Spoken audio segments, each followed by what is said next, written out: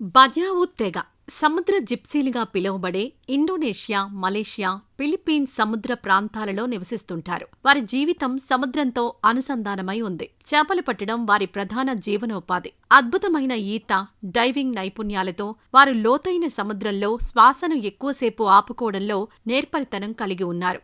గిరిజన ప్రజలు ప్రపంచంలోని వివిధ ప్రాంతాలలో నివసిస్తున్నారు. వారిలో కొందరు సాధారణ ప్రపంచం నుండి పూర్తిగా ఒంటరిగా ఉన్నారు. బయటి ప్రపంచానికి వారి గురించి పెద్దగా తెలియదు. అదేవిధంగా వారికి బయట ప్రపంచం గురించి తెలియదు.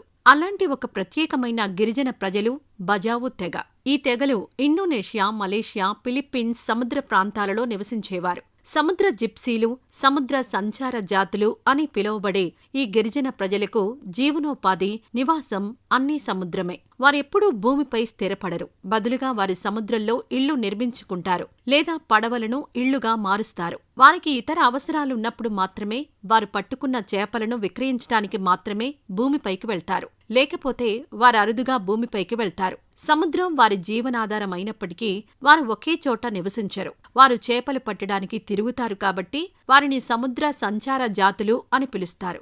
బజావు తెగ దక్షిణ ఫిలిప్పీన్స్లోని సులు దీవుల నుండి ఉద్భవించింది. వారి సంచార సముద్ర జీవితం కారణంగా ఈ తెగ చివరికి మలేషియా, బ్రూనై, ఇండోనేషియా జలాలకు వలస వెళ్లి తూర్పు ఇండోనేషియాలోని మలుకు, రాజా అంపట్, సులవేసి, కాలిమంటన్ ఉత్తర భాగంలో నివసించింది. బజావు ప్రజలు అద్భుతమైన ఈత, డైవింగ్ నైపుణ్యాలు కలిగి ఉంటారు. వారి జీవితంలో ఎక్కువ భాగం సముద్రం చుట్టూ కేంద్రీకృతమై ఉండడం వలన బజావు ప్రజలు అసాధారణమైన ఈత నైపుణ్యాలను కలిగి ఉన్నారు. వారు లోతైన సముద్రంలో శ్వాసను తీసుకోకుండా ఉండగలరు. ఎటువంటి ఆధునిక పరికరాలు లేకుండా వారు లోతైన సముద్రంలోకి డైవ్ చేసి 5 నుండి 13 నిమిషాలు తమ శ్వాసను బిగబట్టి ఉండగలరు. అందుకే వారిని నీటి ప్రజలు అని కూడా పిలుస్తుంటారు. ఈత కొట్టేటప్పుడు నీటి అడుగున ఎక్కువసేపు శ్వాసను బిగబట్టేందుకు మనుషులకు సహాయపడే ప్లీహం సాధారణ వ్యక్తుల కంటే వీరికి కొంచెం పెద్దదిగా ఉంటుందని ఒక వైద్య అధ్యయనంలో తేలింది.